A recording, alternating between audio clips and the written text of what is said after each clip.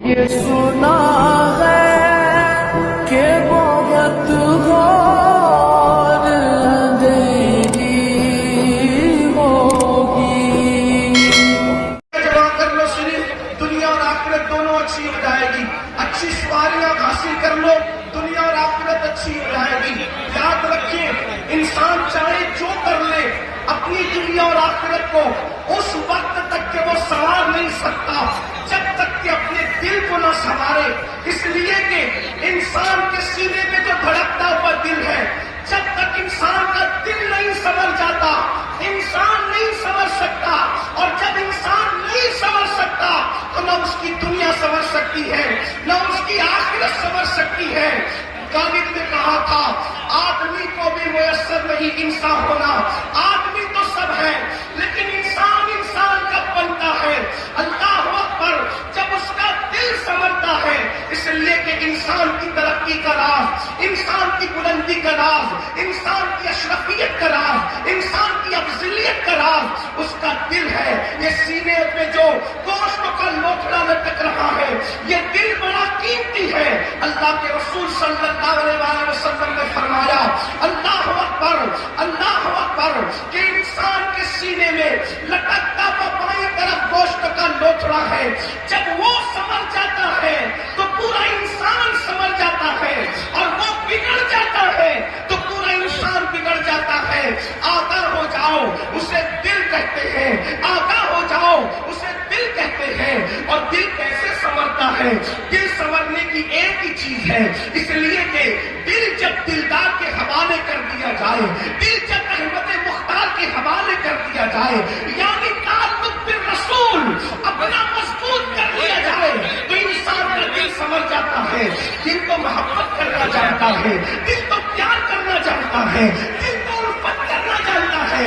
کسی کا دل کسی حسن سے پیار کرتا ہے کسی حسین سے پیار کرتا ہے کسی کا دل گانوں سے پیار کرتا ہے کسی کا دل گناہوں سے پیار کرتا ہے.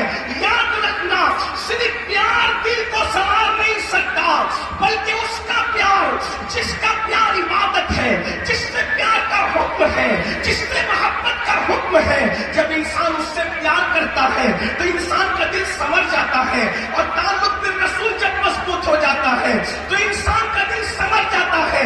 ملائکہ اس پہ رشک کرتے ہیں جس کے سینے میں عشق رسول والا دل ہوتا ہے. ارے وہ زمین کے اوپر صرف عزت نہیں پاتا بلکہ جب عشق والا قبر میں جاتا ہے تو فرشتے بھی اس کی تعظیم کرتے نظر آتے ہیں. میرے امام کہتے ہیں نکیرین کرتے ہیں تعظیم میری نکیرین کرتے ہیں تعظیم میری. فدا ہو کے تجھ پہ یہ عزت ملی ہے خاک ہو کر عشق میں آرام سے سونا ملا. جان کی اکسیر ہے الفت رسول اللہ کی. اور یہ دل سنورتے کیسے ہیں؟ دل سنوارنے کا نسخہ کیا ہے؟ دل میں عشق رسول آتا کیسے ہے؟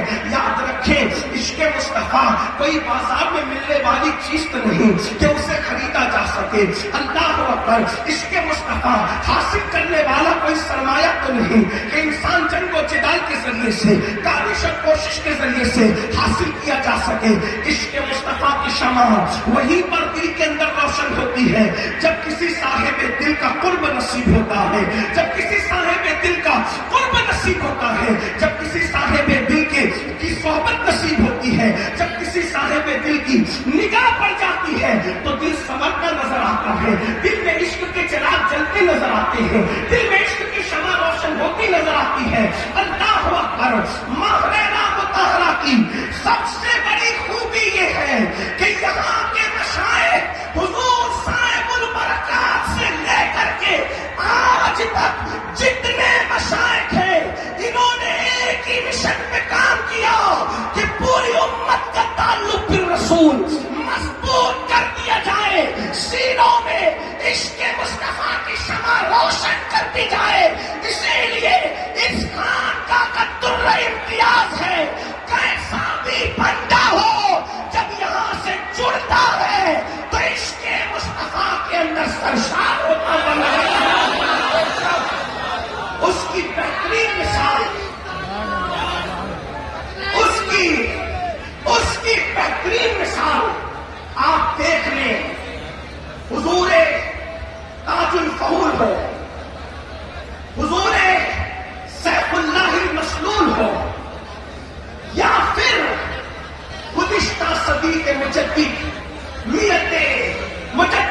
شخصیت مازیہ، فخر زمین و زمن، سرمایہ اہل سنن، امام عشق و محبت سیدی اعلیٰ حضرت کی ذات ہو، یا حضور حجت الاسلام کی ذات ہو، یا حضور مفتی اعظم کی ذات ہو، یا حضور صدر الشریعہ کی ذات ہو، یا پھر اور بھی نام لے لیں، اور پھر نیچے جب آپ پر آتے ہیں حضور سید العلماء کو لے لیں، حضور احسن العلماء کو لے لیں، یہ تو انہی خاندان کسی خاندان کے یہ چشم و چراغ ہے۔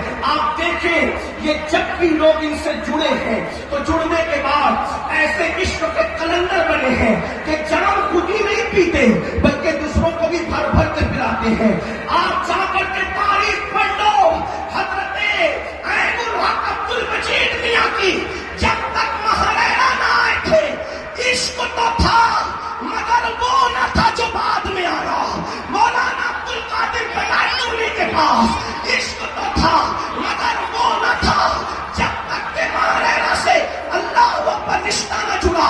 اور پھر خود امام احمد رضا کو دیکھ لو، ارے پیدائشی عاشق رسول تھے، عاشق تو تھے۔ عشق میرا آج اس وقت پاتا ہے جب آل رسول سے دل کا تعلق جڑ جاتا ہے، اور آل رسول نے نگاہوں کا جام پلا کر ایسا عاشق بنایا، ایسا عاشق بنایا کہ آج پوری دنیا میں امام احمد رضا کو اگر امام عشق و محبت کے نام سے جانا جا رہا ہے تو یہ مہارینا کے بزرگوں کا صدقہ ہے، یہ مہارینا کی خیرات ہے۔ اس لیے کہ امام احمد رضا تو یہاں آنے سے پہلے بھی شاعری کرتے تھے، یہاں آنے سے پہلے بھی قلم چلاتے تھے، لیکن آنے سے پہلے کا قلم دیکھو اور آنے کے بعد کا قلم دیکھو تو آپ کو فرق نظر آئے گا کہ جب آل رسول سے دل کے تار جڑے تو پھر باتیں کیسی گئی ہے۔ کہتے ہیں جان ہے عشق مصطفیٰ، روز وضو کرے خدا، جس کو ہو درد کا مزہ نازے دوا اٹھائے کیوں۔ کیا مزے میں کہتے ہیں اللہ اکبر اس ذات کو جسے احمد رضا کہتے ہیں، اگر فنا پھر رسول کسی چوکھٹ نے بنایا ہے تو اسی مہارینا کی چوکھٹ ہے جو اپنی مرضی سے نہیں بنی ہے۔ رسول اللہ نے صاحب البرکات کو عالم بیداری میں آ کے کہا تھا کہ تمہیں یہی رہنا ہے۔ غوث اعظم نے عالم بیداری میں آ کے کہا تھا کہ تمہیں یہی رہنا ہے۔ پتا چلا یہ خود کی بنائی ہوئی نہیں ہے، یہ مصطفیٰ جان رحمت کی بسائی ہوئی ہے۔ اس کے پیغام کی بات تو جدا ہے۔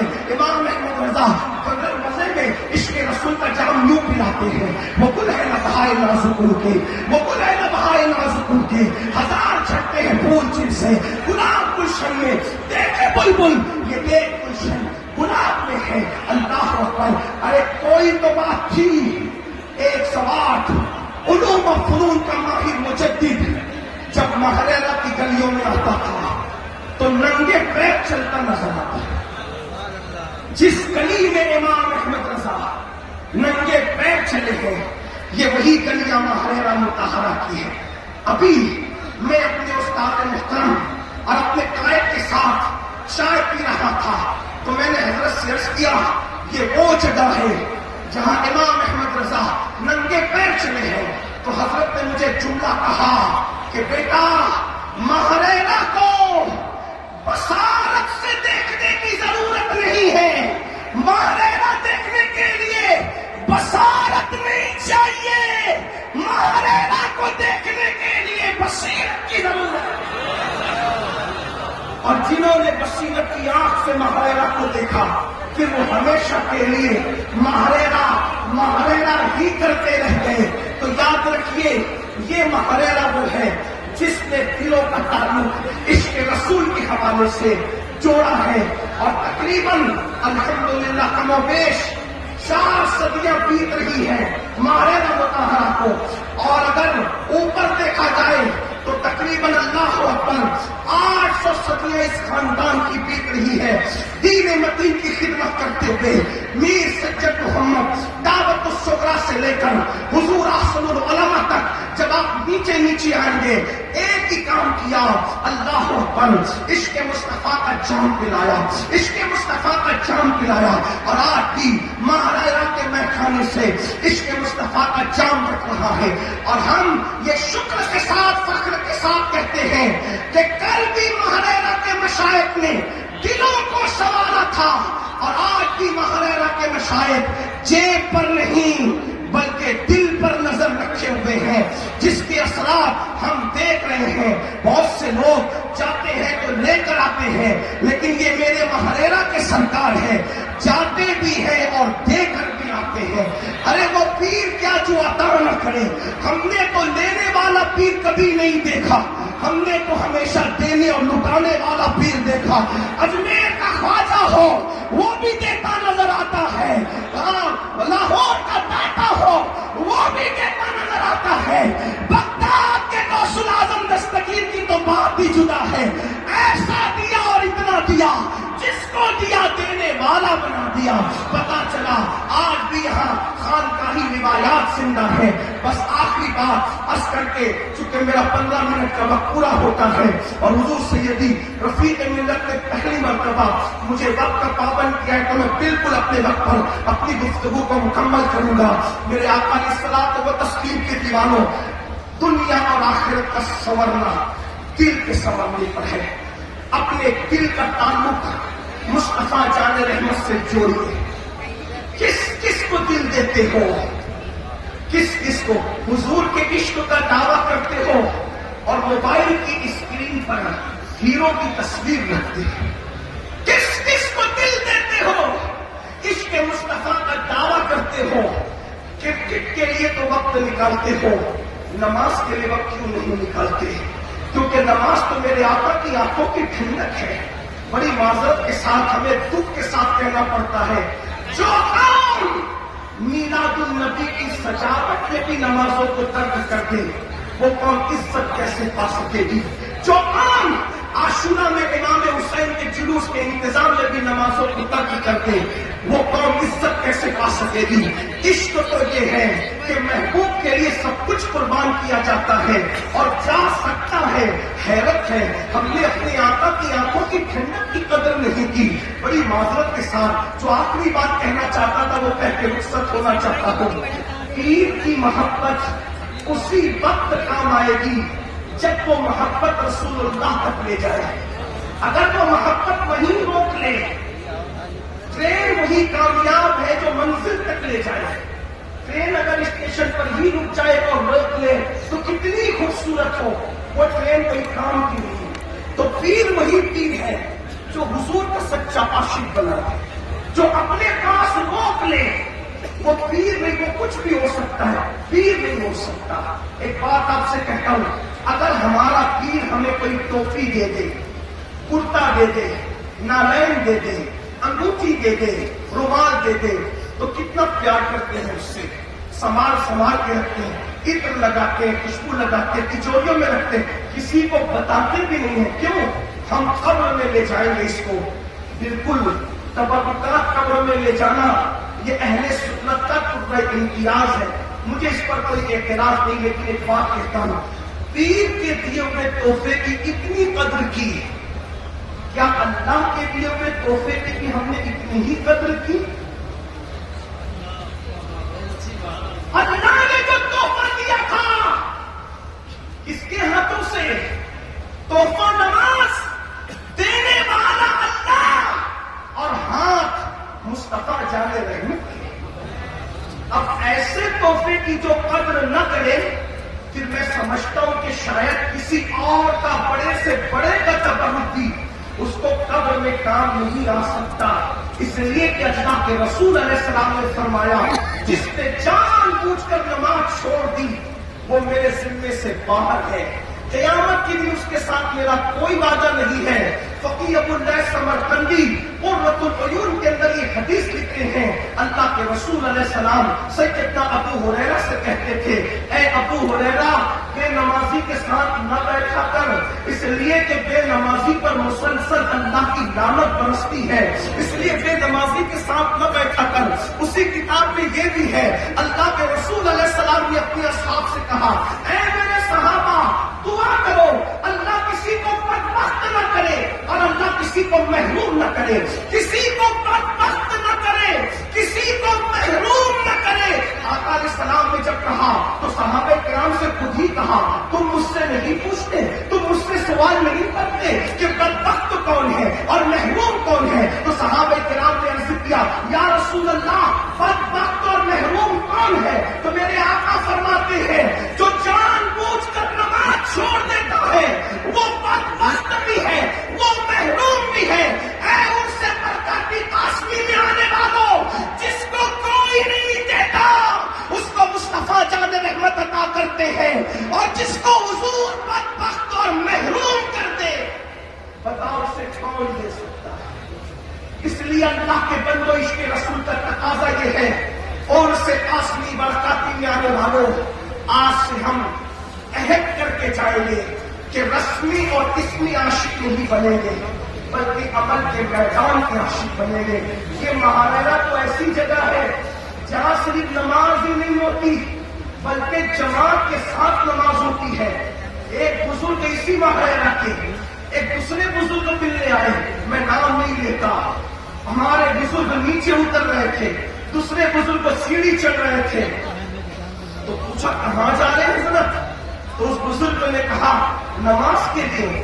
اور میں نماز تو ہو گئی، نماز تو جو جماعت کے ساتھ ہوگی تھی وہ نماز تو ہو گئی، اب کون سی نماز پڑھنے جا رہے بزرگ؟ یہاں تقوی کا یہ عالم ہے، ماہرہ متحرہ وہ ہے جہاں شریعت اور طریقت دونوں گلے ملتے ہیں، اسی کو صاحب البرکات کا آستانہ کہتے ہیں، اسی کو آل رسول کا آستانہ کہتے ہیں، اسی کو سرکار نور کا آستانہ کہتے ہیں۔ یہاں آئے ہیں، عبادتیں کرو، درود شریف پڑھو، مرشد کے چہرے کی زیارت کرو۔ ہمارے مختوم سیدنا مختوم اشرف ذاکر سمنانی تو یہاں تک فرماتے ہیں ہر عبادت کی قضا ہے لیکن بزرگوں کے چہرے کی وہ عبادت ہے کہ اگر ایک بار قضا ہو جائے تو دوبارہ وہ ادا نہیں ہو سکتی۔ اللہ اکبر، آسم العلماء کا چہرہ چلا گیا، اب بتاؤ وہ چہرہ کہاں سے لاؤ گے؟ سید العلماء کا چہرہ چلا گیا، وہ چہرہ کہاں سے لاؤ گے؟ حضور صاحب البرکات کا چہرہ چلا گیا، وہ چہرہ کہاں سے لاؤ گے؟ دعا کرو اللہ ان چہروں کو ہمیں دیکھنے کا شرف عطا فرمائے۔